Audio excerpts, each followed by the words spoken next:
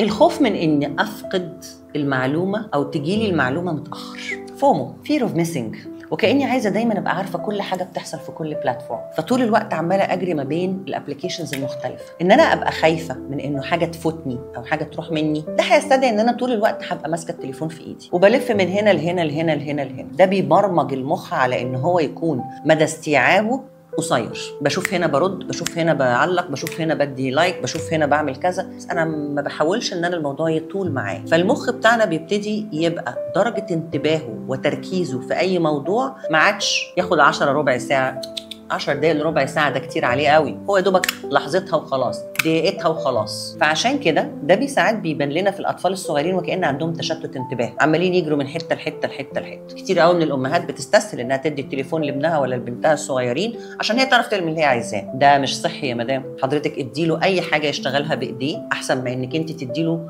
مجرد ان هو تسكرول او مجرد ان هو يسواب.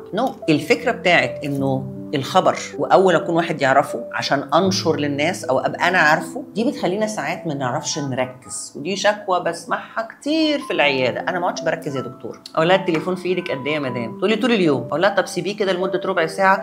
اتخضيتي؟ دي ربع ساعه، ده مش وقت طويل. بس ابتدي عودي نفسك انك تتحركي في البيت من غير ما التليفون يبقى في ايدك. اتعودي انك انت تتحركي لفترات اثناء اليوم جوه بيتك من غير ما يكون معاك التليفون.